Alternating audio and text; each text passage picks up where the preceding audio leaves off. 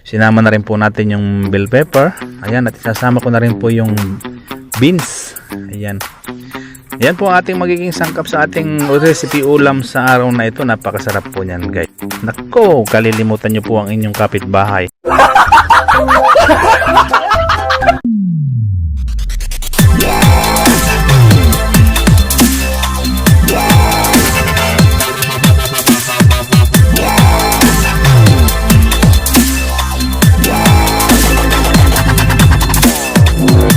Yo, what's up guys? Ayan, nakikita nyo guys, sa likod ko ang kapaligiran ay napakaulap. Madilim. Hindi yan siya ulap. Ano yan, yung alikabok yan. Dahil ngayon ay nagsa-sunstorm. Ayan, kung nakikita nyo naman sa paligiran ko, hindi makita ang langit dahil sa alikabok. Kahapon pa yan 2 araw na yan. Yung tingnan ninyo, ang ibabalik ko ng camera. Ayan po, nakikita nyo po ang kalangitan, no? Ayan, yan po ay mga alikabok yan. Yan ang tinatawag na sunstorm dito sa Middle East. Ayan, makikita nyo po. Yan po ay mga alikabok na tinatangay ng hangin. Punta dyan sa ibabaw. Galing yan sa lupa. Yan lang nga, alikabok ay galing sa lupa. Ganito po talaga kapag tag-init ang mga sitwasyon dito sa Middle East. Ganyan ang mga nangyayari. Ang mga sunstorm, yan po pa bali ang parang bagyo dito. Yan, ganyan mga sunstorm naman. Sa atin naman sa Pinas yung bagyo talaga, hangin at ulan. Dito naman hangin at alikabok. Yan ang dito ang bagyo dito, hangin at alikabok. Ayan. Yan, nakikita nyo po, malakas ang hangin. Uuga yung mga dahon o ganyan. Ayan, malakas ang hangin yan eh. Ayan. 1 hour later. Yo guys, at dahil nga po masama ang panahon, malakas ang alikabok sa labas, hindi na po gagalay ang amo ko na yan. Kaya nandito na kami, nakauwi na. Ayan po yan, pagka medyo may sama ng panahon, hindi na po siya lumalabas. Ayan. At magluluto naman po tayo ngayon. Ayan, mahaba-habang oras natin ngayon sa pagluluto. Meron ako ditong ulam recipe na inihanda. Ito po ay karning baka. Yung maskara po ito ng baka na nabili ko 1 kilo ito. Ayan, lilinisan lamang po natin ng papagayan para matanggal yung may mga para mga lamad-lamad, saka yung mga maliliit na mga buto-buto na kasi ito naman ay hindi yung nilagari ng power saw. Ano ba tawag doon, di makinang lagari na pang putol ng mga karni-karni. Ito ay lang, initak lang siguro ito nung binilhan ko, kaya maraming buto-buto. Masarap din ito pang pang sinigang, bulalo. Ayan, kasi ito yung maskara ng baka. Ayan, naalisan ko yung, pero ito yung mga parang lusay-lusay kung tawagin sa Bisaya, yung mga karne na na hindi maganda ang lasa na nabuo sa mga kung sa Tagalog pa para mga kulani, mga bilog-bilog na laman na hindi pwedeng, awan ko lang kung kinakain nyo ng iba ba, pero sa akin tinatanggal ko po yan pag ako naglulutong ng ganito. Pwede rin ito pang bulalo yan, masarap mo, malaman tingnan nyo po. Ayan, ang ating recipe ngayon na i-share ko sa inyo ay secret. Panoorin nyo na lang muna. Disclaimer lang po sa ating mga tagapanood yan na mga magagaling magluto. Ako po ay hindi chef, hindi po ako cook, hindi po ako kusinero. A few inches later. Yan guys, iiwa-iwain na po natin ang ating mga mga sangkap na panghalo. Shoutout guys sa mga kaibigan natin maya-maya ng konti at medyo mahaba itong itong video ko na ito. Kaya antabay lang kayo dyan kung gusto mo pa-shoutout. Magkulitan muna tayo dito sa comments. Iwain lang po natin pagayaan yung ating patatas. Ayan. Shoutout sa aking mga good friends, bashers. Oy, mga good friends basher yan Hindi yan sinasabi ng mga bad friends. Yan ay mga good friends natin yan na laging nandiyan sa ating ating mga premier sa mga comment na kakulitan natin lagi dyan. Shout out Boss Eli Matas, Delbo Vlog. Shout out kay Winter Snow, may dumagdag si Step Ice.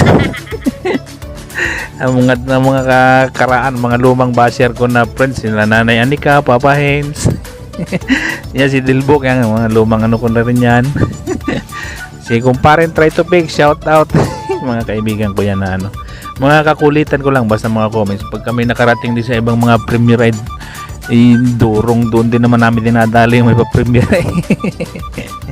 Kaya pag ako may premier, gantihan lang. Ayan po guys, may kamatis po akong niyanda. Alisan ko po yan ng buto muna bago natin yan ipanggisa. At yan po ay ano, yung hindi po maganda yung buto. O totoo po yan kasi yung tatay ko po ito ay tunay na istorya, ano, walang halong kalukuhan. Sabihin nyo, puro kalukuhan na istorya. Mabalik tayo, ano. Yung tatay ko nag-appendix, may nakuha pong ano, buto ng kamatis sa appendix niya. Kaya sabi ng tatay ko, pag kakain ka ng kamatis, tanggalin mo yung buto. Ayun. Kaya pag nag-ano po ako ng kamatis, tinatanggal ko yung buto. Ayan, nakita nyo po yung ating mga sahog guys. Ayan, mayroon pa tayong hoisin sauce. Ayan. Yan, kumpleto na po tayo ng mga sahog at mag-umpisa na po tayong magluluto. Ayan. Una guys, ay blans ko muna yung mga kamatis. Patatas at carrots. Ayan.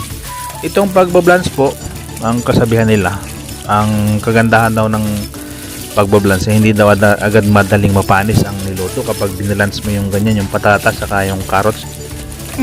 Mapapanis ba yan kung ubos agad?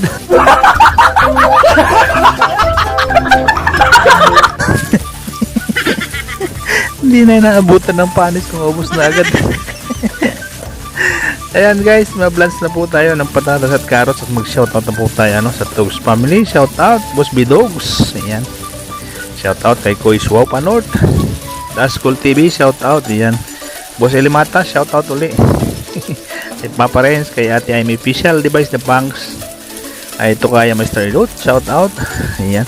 Shoutout sa ibang mga Togs Family natin, si Ma'am Mags Collection.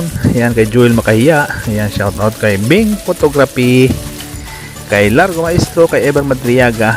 Hoy, Victoria Colobi, shoutout Ate Vic. At kay Mr. Rioso. Ayan. Shoutout tayo sa mga laging nakasupport sa ating mga LS at mga Premier. Premier, hindi pala F. Bakit Premier sabi ko? Premier. Ayan. Shoutout kay Sharon Cosina, Eufenia Vlog, Lisa Tobillas Channel, kay Lani Assist TV Vlog, kay Marby Channel, kay Satana Vibes. Shoutout din kay Maria Madiral, Kabilogers, Himani Neopani, Nurates, congrats sa iyo, shoutout din. At kay Sara Emilio, ayan, kay Ma'am Justin at kay Ate Lynn Pila, shoutout. Kay Ellen Sorosa, ayan, kay Regan Spider, shoutout. Kay Gen 1, shoutout din sa iyo Gen 1. Kay Unisan Pinoy of W, ayan, kay Herrera 72, kay Reyna Baro, Grace Vlog 29, Tropang Lars at kay Shell Video. Ayan guys, tapos na po tayo mag-blance at umpisa na po nating maggisa. At siyempre, ang aking namang kadalasan inuuna pag ako'y naggigisa ay ang luya. Ayan. Maganda ho kasi kapag medyo nasunog-sunog yung luya, lumalabas yung bango niya ba? Yung aroma kung tawagin. Hindi yung aromang nakakatinik ha. Saan yan meron sa dagat? Nakakatinik. Ayan, isama na po natin ang ating bawang at sibuyas. At atin lamang po yung gigisa-gisahin. At para magisa siya. Shoutout tayo sa aking mga super chatter at aking mga members. Ayan. Ayan po guys, nakita nyo na po yung kamatis. Ayan, nilagay ko na po. At magtataka kayo o magtatanong kayo, bakit kamatis?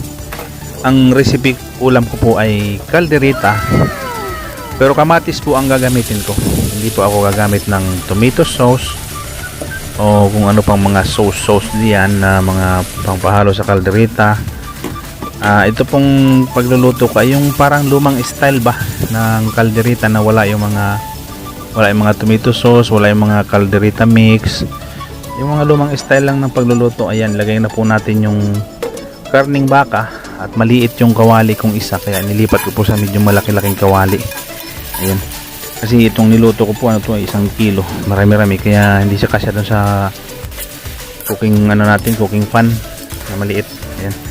Ayan po guys, shoutout po tayo sa ating mga super chatter at mga members habang tayo nagpapakulo ng aking nilulutong karning baka. Ayan po guys. Shoutout po kay Bill Italian Family, ayan, at sa kanyang husband na si Big Brother Davide Pascuarillo. Ayan, mga SFF po yan. Kay Mel Madeta rin at kay Nanay ni Anika, ayan, mga SF natin yan. Rachel Subirano, ayan.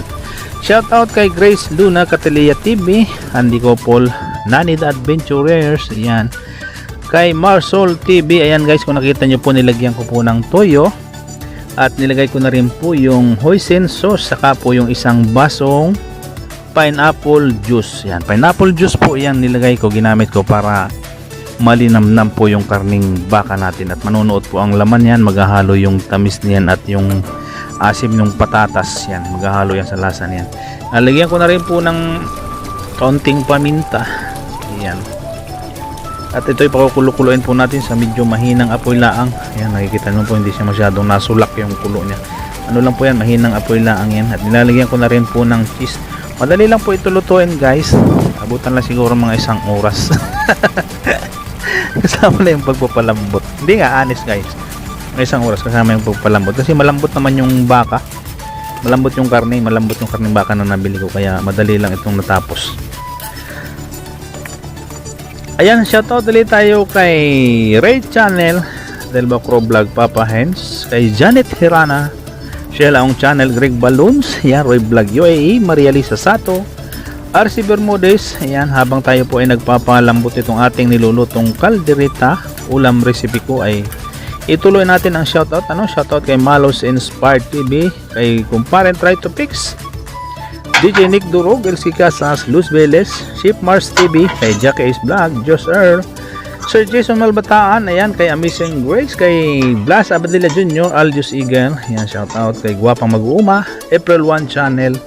Ayan guys, ilalagay ko na po yung ating pampalapot. Ayan po guys, ito kung magtatanong ko na kung kayo po kung ano yan, yan po ay atay ng manok, fresh po yan ha, fresh po yan na atay na tinadtad ko lang ng pino. Ayan, wala kasi akong blender, yung blender ko na iuwi ko na nung nagbakasyon ako, inuwi ko na yung blender ko, kaya wala na akong blender. Ayoko nung bumili uli kasi pag uwi ako, magdadala na naman ako ng blender, baka sabihin ng misis ko ay, nasaan ka? Yung joke ba, yung comedy na joke, gusto nyo i-share ko sa inyo, baka hindi natin matapos ng ating shoutout pag i-share ko sa inyo. May joke po yun eh. Sa susunod kong vlog, i-share ko sa inyo yung joke na yun tungkol sa blender. Ayan, nilagay ko na po yung ating binalance na na patatas at carrots. Nilagay na rin mo natin yung, sinama na rin po natin yung bell pepper. Ayan, at sasama ko na rin po yung beans. Ayan. Ayan po ang ating magiging sangkap sa ating recipe ulam sa araw na ito. Napakasarap po niyan guys. Testing nyo po ang magluto ng gayan. At nako, kalilimutan nyo po ang inyong kapitbahay. Bakit kapitbahay? Kalimutan nyo po ang inyong kaharap sa lamisa pala. Ayan, shoutout po tayo sa aking mga super chatter pang adventures, Kumari Vlog, Nanay ni Anika, Joseph Suritz, kay Benji Lorenzo, kay Andy Kupol, Twin Heart MRM, kay Winter Snow Travel, Angie Boo, Amazingness, It's Alexa's Life, Rachel Subirano, The Cooking Angler, yes, sir, shout out, at kay Dick Rose, Kumarang Step Ice Official, by Tiborcio, ayan, Hari, kasawa ni Nanay ni Anika, shout out po. Ayan po guys, actually guys, ito po ay luto na. Kung bali, kung sa iba, mga pang ulam-ulam lang, ito okay na po itong sabaw na ito, itong karami ng sabaw na ito. Masarap na po yung kalderita na medyo may parang sauce na ganyan. Pero hinahanap po yung ganitong texture, yung medyo tuyo yung pagkadali. At ito po ay medyo matagal siyang mapanis kapag ganito ang style na yung wala siyang sabaw-sabaw. Pwede natin siyang i-preserve sa rep, patagalin natin ng kaunti sa rep, mga ilang araw, mga ilang buwan. Ayan, luto na po guys. At umpisa na po natin tong lantakan. Baka lantakan pa ito ni Dilbuk at ni Kumparing Try to Fix.